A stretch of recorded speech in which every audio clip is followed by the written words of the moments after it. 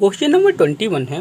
रसायन की कक्षा में 27 विद्यार्थी हैं तथा भौतिकी की कक्षा में 22 विद्यार्थी हैं। यदि 7 विद्यार्थी दोनों रसायन एवं भौतिकी की क्लास करते हैं तो सिर्फ भौतिकी और रसायन वाले छात्रों का अनुपात ज्ञात कीजिए। बहुत ईजी क्वेश्चन है, आप सभी लोग सॉल्व करें। तो चलिए इस क्वेश्चन को सॉल्व करते हैं। इस क्वेश्चन पे सबसे पहले हम ज्ञात करते हैं। यहाँ पे क्या बोल रहा है, सिर्फ भौतिकी और रसायन वाले छात्रों का अनुपात ज्ञात करना है। तो सबसे पहले हम क्या करते हैं, केवल भौतिकी के छात्रों को ज्ञात कर लेते हैं। केवल भौतिकी के विद्यार्थी की संख्या। तो आप सभी लोग बताएं भौतिकी के विद्यार्थियों की संख्या कितनी आ जाएगी। तो भौतिकी के विद्यार्थियों की संख्या आ जाएगी 22 माइनस 7। ठीक है, तो यहाँ पे कितना आ जाएगा, 15 आ जाएगा। कैसे किया मैंने, इसमें क्या बोला है, भौतिकी के कक्षा में कितने विद्यार्थी रहते हैं, 22 विद्यार्थी रहते हैं। और यहाँ पे बोला है 7 विद्यार्थी दोनों रसायन एवं भौतिकी की क्लास करते हैं, इसलिए हमने क्या किया, 22 में से 7 घटा दिया। तो केवल भौतिकी के छात्रों की संख्या कितनी आ जाएगी, 15 आ जाएगी। इसी टाइप से हम रसायन के छात्रों की संख्या निकाल लेते हैं। तो यहाँ पे लिखेंगे केवल रसायन के विद्यार्थियों की संख्या। तो रसायन के विद्यार्थियों की संख्या कितनी आ जाएगी, रसायन विज्ञान में कितने छात्र हैं, यहाँ पे 27 है, तो हमने लिख दिया 27।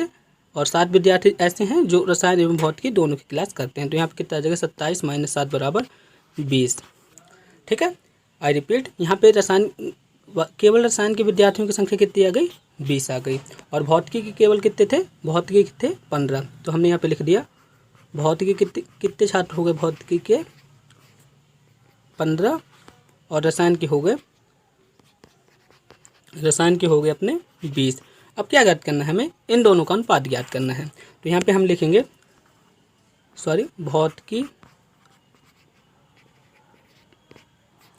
भौतिकी अनुपात रसायन। भौतिकी के कितने छात्र थे, 15 थे, और रसायन के कितने छात्र थे, 20 थे। अब इसे आप सॉर्ट कर दीजिए। सॉर्ट करने के लिए क्या करते हैं, हम 5 का भाग दे देते हैं। तो यहाँ पे कितना आ जाएगा, 5 दिया 15, और यहाँ पे कितना आ जाएगा, 5 को 20, यानी कि 3:4 इसका राइट आंसर रहेगा। आई होप आप सभी लोग इस क्वेश्चन को समझ गए होंगे। फिर भी यदि आपको किसी तरह का डाउट है तो आप मुझे कमेंट बॉक्स में कमेंट कर सकते हैं। चलिए नेक्स्ट क्वेश्चन की ओर चलते हैं।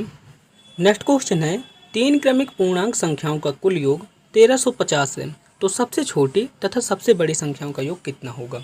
बहुत इजी क्वेश्चन है, बस आप इस क्वेश्चन को ध्यान से समझिएगा, काफ़ी बार पूछा गया क्वेश्चन है। चलिए इस क्वेश्चन को सॉल्व करते हैं। जब भी इस टाइप का क्वेश्चन आता है तो सबसे पहले हम क्या करते हैं, ठीक बीच वाली संख्या को ज्ञात करते हैं। जैसे यहाँ पे क्या बोला, 3 क्रमिक पूर्णांक संख्याओं का योग कितना है, 1350 है। तो हम क्या करेंगे, 1350 की बीच वाली संख्या को ज्ञात करेंगे। तो हम यहाँ पे लिखेंगे ठीक बीच वाली संख्या। तो ठीक बीच वाली संख्या कितनी आ जाएगी, यहाँ पे 1350 लिखेंगे, और यहाँ पे कितने पूर्णांक संख्या है, 3 है। तो हमने यहाँ क्या कर दिया, यहाँ पे 3 का भाग दे दिया।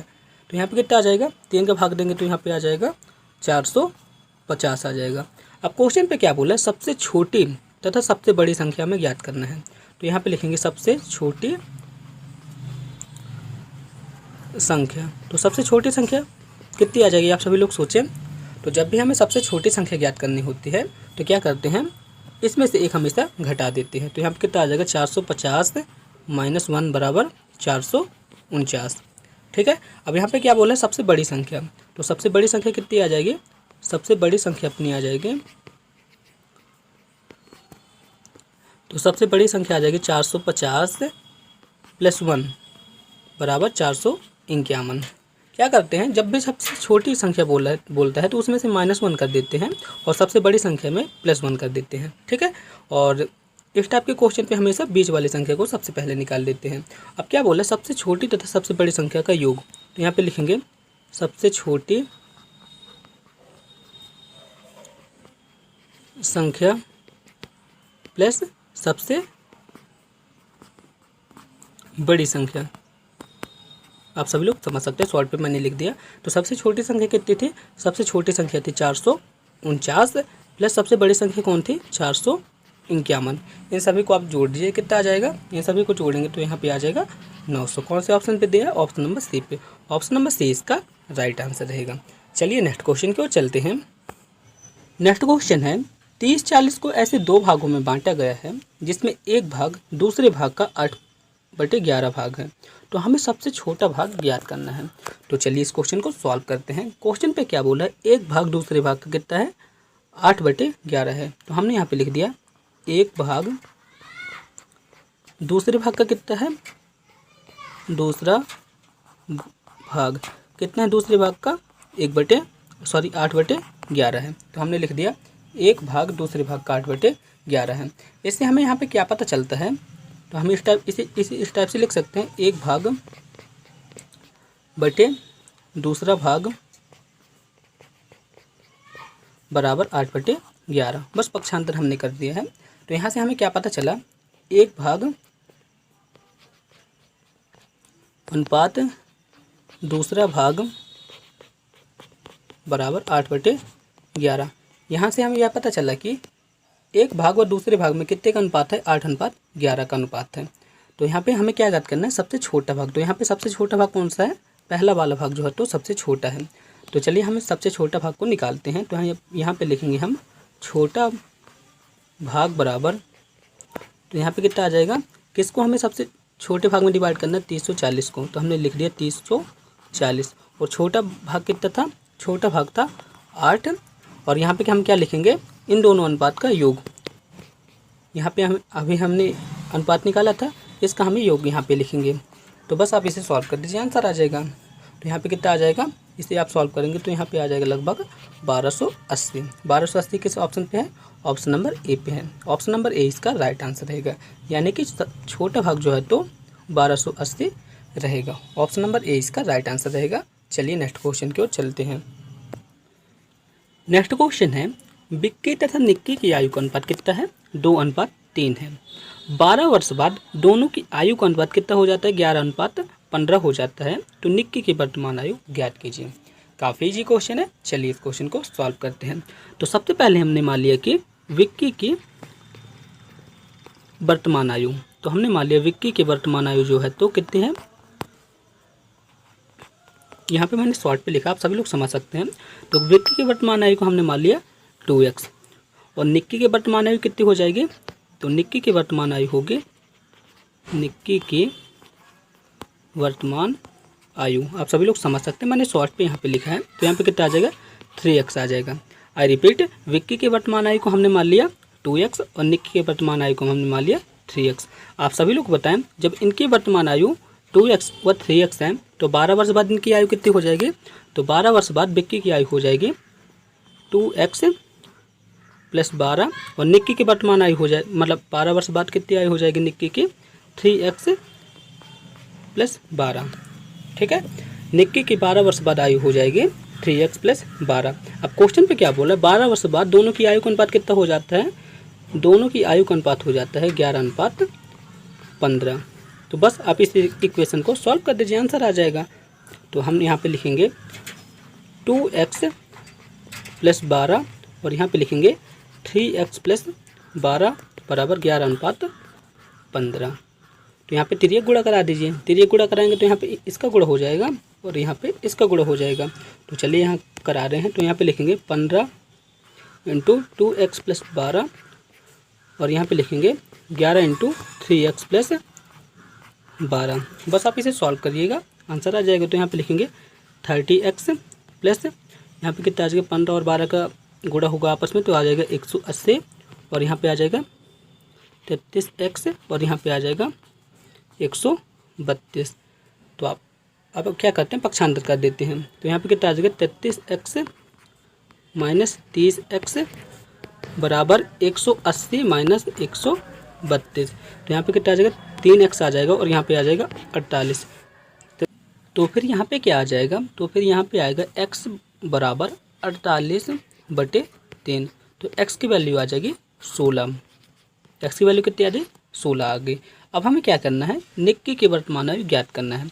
तो निक्की की वर्तमान आयु को हमने क्या माना था, निक्की की वर्तमान आयु को हमने माना था 3x और x की वैल्यू कितनी है, x की वैल्यू अपनी आई है अपने यहाँ पे 16 ही है। तो निक्की की वर्तमान आयु कितनी हो जाएगी, 16 × 48 वर्ष।